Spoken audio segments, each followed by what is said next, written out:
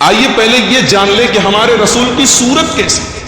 سیرت پر تو ہم بعد میں بات کریں. صورت کیسی, دکھتے کیسے تھے اللہ کے رسول سے.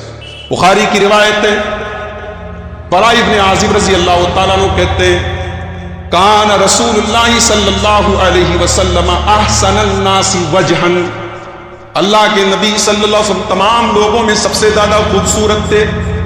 وَأَحْسَنُهُمْ خُلُقًا, اور سب سے با اخلاق تھے. آپ کے جیسا اخلاق بھی کسی کا نہیں, آپ کے جیسی صورت بھی کسی کی نہیں. لَيْسَ بِالطَّوِيلِ الْبَائِنِ وَلَا بِالْقَصِيرِ, اللہ کے پیارے حبیب بہت لمبے بھی نہیں تھے اور ناٹے بھی نہیں تھے, میڈیم ہائٹ تھی آپ کی.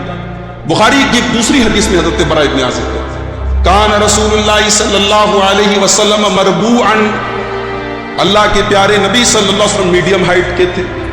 بعید ما بین المنکبین, سینے چوڑے کے مالک, چوڑے سینے کے مالک تھے.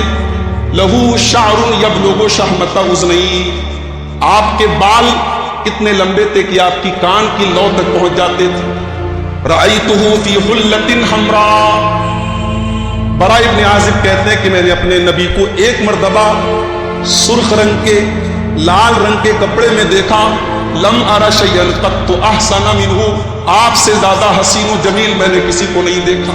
اللہ کے نبی صلی اللہ علیہ وسلم عام طور سے سفید کپڑا پہنتے تھے, سفید پسند تھا, لیکن کبھی کبھی آپ نے کلر کپڑا بھی پہنا. ہاں اس حدیث میں ثابت ہو رہا ہے کہ آپ نے سرخ کپڑا پہنا, لال کپڑا پہنا, اور بہت خوبصورت لگ رہے تھے آپ اس کو. حضرت انس ابن مالک کہتے ہیں, بخاری کے روایت کہتے کہ ما مسست بیدی دیباجا ولا حریرا, کہتے کہ میں نے پوری زندگی میں کوئی ریشم ایسا نہیں چھوا الین من کف رسول اللہ صلی اللہ علیہ وسلم, جو اللہ کے رسول صلی اللہ علیہ وسلم کی ہتھیلیوں سے زیادہ سافٹ, آپ کے ہاتھوں سے زیادہ سافٹ میں نے دنیا کا کوئی ریشم نہیں. کون کہہ رہا ہے؟ انس ابن مالک, جو اللہ کے رسول کے ساتھ 10 سال تھے.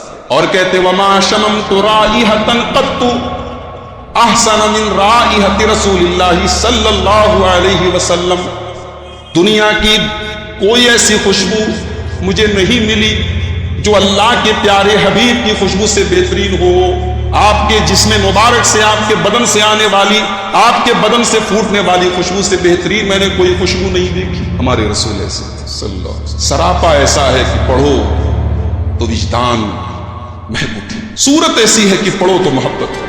ابو سعید خدری کہتے ہیں, یہ بھی بخاری کی روایت, کان رسول اللہ صلی اللہ علیہ وسلم اشد حیاء من العذراء فی خدرها, اللہ کے پیارے نبی صلی اللہ علیہ وسلم شرمیلے تھے, حیادار تھے, آپ کے اندر شرم و حیا تھی. اتنے زیادہ شرمیلے تھے کہ کنواری لڑکی جو پردے میں رہتی ہے, اس پردے والی کنواری لڑکی سے بھی زیادہ شرمیلے اللہ کے پیارے نبی تھے. یہ حیا کیا ہوتی ہے, شرم کیا ہوتی ہے؟ حیا یہی ہوتی ہے کہ انسان گندی زبان سے گندے جملے یا گندی بات نکالنا تو دور کی بات, گندی بات ہو تو اس کے ذہن پر ناگوار, اس کے چہرے کی رنگت بدل جائے.